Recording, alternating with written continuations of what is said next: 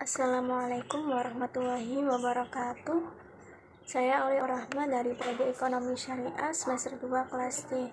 Di sini saya akan menjelaskan makalah dari Qawaid Fiqhiyah, yakni makalah kelompok 7 sampai kelompok 12. Yang pertama yakni makalah kelompok 7 yang berjudul Al-Ijtihad la yunqad bi al-ijtihad.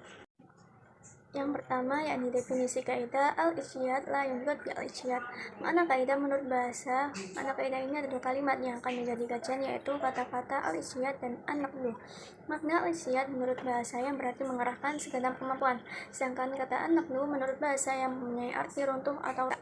Sedangkan secara terminologi, ijtihad adalah upaya pengerahan segala kemampuan dalam rangka menghasilkan satu kepastian hukum, dan hanya bisa dilakukan oleh seorang yang sudah berkapasitas mujtahid. Dasar kaidah al-ijtihad la yunqad bil al-ijtihad. Yang pertama diriwayatkan dari Ibnu Siba, sesungguhnya Abu Bakar radhiyallahu anhu memberi keputusan hukum pada beberapa masalah. Kemudian Umar bin Khattab memberikan keputusan hukum yang berbeda atas masalah-masalah tersebut. Namun Umar tidak membatalkan keputusan Abu Bakar dan tetap mengakuinya. Yang kedua, Umar berkata, itu adalah yang kami putuskan pada masa lampau, dan ini adalah keputusan kami sekarang. Adapun dalil kaidah ini dari Al-Qur'an, yakni a'udzubillahi minasyaitonirrajim. Bismillahirrahmanirrahim. Maka nabiyyin an yakuna lahu aswa hatta yuskhina fil ard. Turiduna 'arada dunya wa yuridul akhirah. Wallahu 'azizun hakim. Laula kitabun minallahi sabaqa lamassakum fima akhadtum 'adzabun 'alim. Yang artinya, tidaklah pantas bagi seorang nabi mempunyai tawanan sebelum dia dapat melumpuhkan musuhnya di bumi. Kamu menghendaki harta benda duniawi, sedangkan Allah menghendaki atau pahala akhirat untukmu. Allah Maha Perkasa, Maha Bijaksana. Sekiranya tidak ada ketetapan terdahulu dari Allah, niscaya kamu ditimpa siksaan yang besar karena tebusan yang kamu ambil. Penerapan kaidah al-ijtihad la yunqad bi al-ijtihad dalam kehidupan sehari-hari. Ijtihad tidak hanya berlaku bagi orang yang sudah berkapasitas mujtahid. Ijtihad sebenarnya juga bergumul akrab dalam kehidupan sehari-hari. Contohnya seperti orang yang hendak mendirikan sholat zuhur tetapi tidak tahu arah kiblat. Selanjutnya materi yang 8 yakni berjudul Idza ijtama'a al-halalu wal haramu ghuliba al-haramu. Yang kaidah idza ijtama'a al-halalu wal haramu ghuliba al-haramu. Maksudnya, apabila halal dan haram berkumpul, maka yang dimenangkan adalah yang haram. Kaidah ini menjelaskan bahwa jika dalam satu kasus ditemukan bersatu antara halal dan haram, maka yang harus diutamakan adalah yang haram. Hal ini disebabkan karena perkara yang haram itu sudah pasti menyimpan kerusakan baik secara langsung maupun tidak langsung. Selanjutnya yakni dasar kaidah idza ijtama'a al-halalu wal haramu ghuliba al-haramu, yakni an Abi Abdillah Nu'man ibn Bashir radhiyallahu anhu qala sami'tu Rasulullah sallallahu alaihi wasallam yaqulu innal halala bayyinun wa innal harama bayyinun wa bainahuma umurun mushtabihatun la ya'lamuhunna katsirun minan nas. Yang artinya dari Abu Abdillah An-Nu'man bin Bashir radhiyallahu anhu, beliau berkata, aku mendengar Rasulullah SAW bersabda, sesungguhnya yang halal itu jelas dan yang haram itu jelas, dan di antara keduanya terdapat perkara-perkara syubhat atau samar yang tidak diketahui oleh kebanyakan orang. Maka barang siapa yang menjaga dirinya dari syubhat, ia telah berlepas diri atau demi keselamatan agama dan kehormatannya. Dan barang siapa yang terjerumus ke dalam syubhat, ia pun terjerumus ke dalam hal-hal yang haram. Selanjutnya yakni penerapan kaidah idza ijtama'a al-halalu wal haramu ghuliba al-haramu. Yakni yang pertama pemberian pakan pada ternak hewan secara rutin, di mana dalam pakannya ditambahkan sedikit vitamin yang mengandung bahan haram. Maka status hukum mengkonsumsi hewan ternak tersebut adalah haram. Sebuah pabrik memproduksi kaldu instan yang menggunakan daging asli pilihan dan menambahkan sedikit biokatalisator dari enzim pankreas babi guna menambah cita rasa kaldu. Dalam hal ini, kaldu tersebut dihukumi haram karena menggunakan bahan haram dalam proses pengolahannya. Selanjutnya, pengecualian kaidah idza ijtama'a al-halalu wal haramu ghuliba al-haramu, yakni yang pertama, kambing yang pernah memakan barang haram atau milik orang lain, susu dan dagingnya dihukumi halal walaupun barang haram itu telah bercampur dengan daging dan susunya. Dalam kasus seperti ini, pemilik hewan diwajibkan mengganti rugi segala sesuatu yang telah dimakan kambingnya tersebut.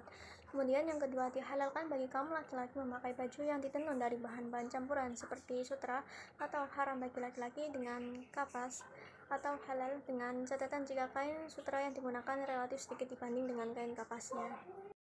Selanjutnya materi yang ke-9 yakni yang berjudul Al-Isaru bil Qurabi Makruhun. Materi selanjutnya yakni pengertian Al-Isaru bil Qurabi Marfun. Isar adalah mendahulukan orang lain daripada dirinya sendiri. Sumber isar di dalam Al-Quran yakni isarnya orang kafir, yakni mereka mendahulukan dunia, sedangkan isarnya orang-orang mukmin mereka lebih mengutamakan Allah atau akhirat daripada urusan dunia, namun dengan tidak melupakan dunia seutuhnya. Zaman sekarang manusia kebanyakan lebih mementingkan urusan pribadi daripada urusan dan kepentingan orang lain, sehingga sikap isar tidak diaplikasikan dengan baik. Namun ada kemungkinan juga karena ketidaktahuan mereka adanya keutamaan dalam sikap isar. Budaya dari selain Islam yang lebih mendominasi dalam lingkungan hidup mereka, yakni tidak ada persahabatan yang abadi.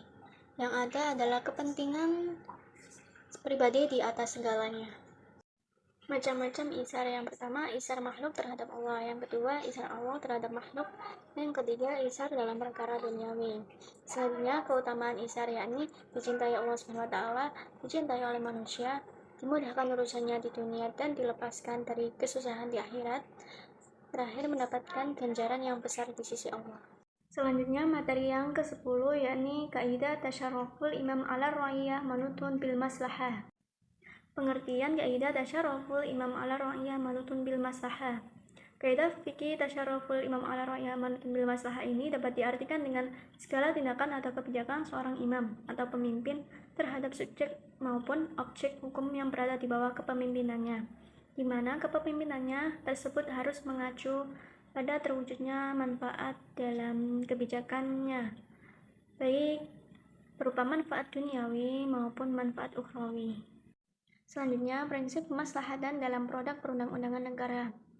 Mewujudkan kemaslahatan manusia adalah tujuan utama yang terkandung dalam kaidah tasyarruful imam ala ra'iyah manutun bil maslahah. Ada dua hal yang menjadi inti dari kemaslahatan yang terkandung dalam kaidah ini, yaitu pencapaian dalam menarik kemanfaatan dan mencegah kemudorotan. Perbuatan masyarakat akan memiliki nilai jika mengarah kepada upaya dengan sadar untuk menemukan kebaikan di balik proses menarik manfaat dan menghindari keburukan dalam proses menghindari kerusakan. Selanjutnya, materi yang ke-11, yakni yang berjudul Al-Khuruju minal Khilafi Mustahabun. Pengertian kaidah al-khuruj minal khilafi mustahabun. Secara bahasa, kaidah al-khuruj min al-khilaf terdiri dari dua kata, yaitu al-khuruj dan al-khilaf. Kata al-khuruj bermakna keluar, lawan dari kata masuk, sedangkan al-khilaf bermakna jalan yang ditempuh oleh seseorang berbeda dengan yang lainnya.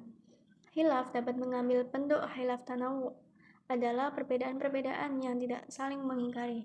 Sebagai contoh dalam buang hajat menghadap kiblat, sebagian ulama melarangnya secara mutlak. Sebagian lagi membedakan ketika dalam kondisi tertutup atau di toilet dengan kondisi di lapangan luas. Sumber kaidah al-khuruj min al-khilaf.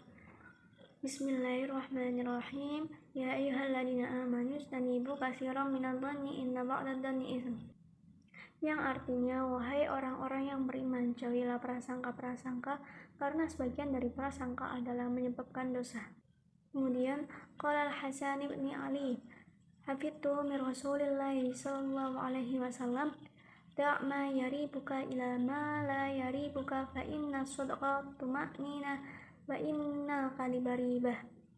Yang artinya, dari pemahaman hadis yang diriwayatkan dari cucu Nabi di atas, kita bisa menyadari bahwa dalam diri manusia sebenarnya memiliki potensi mengetahui atau merasakan hal-hal baik atau buruk, serta kita diperintahkan untuk menggunakan argumentasi yang meyakinkan dalam setiap keputusan dan tindakan. Selanjutnya, syarat boleh digunakan kaidah al-khuruj min khilafi mustahab. Yang pertama, pendapat yang lain tidak bisa dipertahankan keabsahannya. Kemudian, perbedaan pendapat yang sahih atau hasan. Kemudian, dalil yang digunakan untuk bisa dikomprensikan harus memiliki dalil yang sama-sama kuat. Lalu, contoh kaidah al-khuruj min khilafi mustahab, yakni seorang musafir sejauh 3 marhala atau kurang lebih 84 km lebih diutamakan atau lebih baik daripada sholat qashar sebagai jalan keluar dari perbedaan pendapat para ulama dalam hal ini. Abu Hanifah berpendapat wajib qashar, imam lain berpendapat tidak wajib qashar. Salat qashar ketika bepergian dengan menganggapnya bukan kewajiban, tetapi sebagai amal yang disukai, berarti telah memilih jalan keluar dari perselisihan. Materi yang ke-12, yakni yang berjudul kaidah al-muta'addi afdalu minal qasyiri. Pengertian kaidah al-muta'addi afdalu minal qasyiri. Kaidah al-muta'addi afdalu minal qasyiri ini memiliki arti bahwa perbuatan yang mencakup orang lain lebih utama daripada yang hanya terbatas. untuk kepentingan sendiri, atau bisa diartikan bahwa kegiatan yang memiliki manfaat umum lebih utama daripada kegiatan yang memiliki manfaat terbatas. Kaidah ini terbagi menjadi al-muta'addi dan al-qasiri.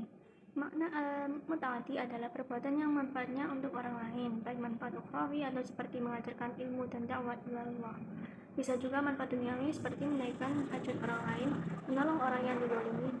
Sedangkan al-qasiri adalah amalan yang manfaatnya hanya untuk pelakunya saja, seperti puasa dan iktikaf.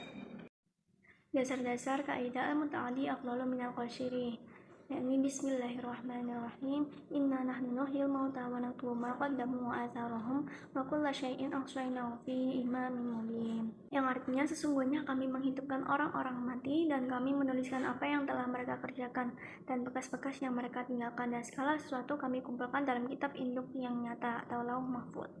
Kemudian wa Abdullah bin Salam radhiyallahu anhu qala Rasulullah sallallahu alaihi wasallam, ya ayuhan nas afshus salam wasilul arham wa at'imut ta'am wa sholbil lail wa nasun niyam dan aqul jannata bisalam. Arjau Tirmidzi wa sahih. Yang artinya dari Abdullah bin Salam bahwa Rasulullah SAW bersabda, wahai manusia, sebarkan ucapan salam, hubungkanlah tali kekerabatan, berilah makanan, dan sholatlah pada waktu malam ketika orang-orang tengah tertidur, engkau akan masuk surga dengan selamat. Hadis sahih riwayat Tirmidzi. Contoh penerapan kaidah al-muta'addi afdalu minal qasiri, yakni yang pertama, mengajarkan Al-Quran kepada masyarakat lebih diutamakan daripada membaca Al-Quran sendiri, karena hal ini akan memberikan manfaat secara umum dan meningkatkan eksistensi agama. Kemudian, berdakwah di suatu lembaga atau majelis umum lebih diutamakan daripada harus mengajarkan Islam secara personal, karena hal itu akan menimbulkan adanya fitnah. Kemudian, apabila tamu hadir di rumah, paling afdal adalah sibuk melayani tamu daripada rutinitas yang sunnah. Begitu pula dalam menunaikan hak istri dan keluarga.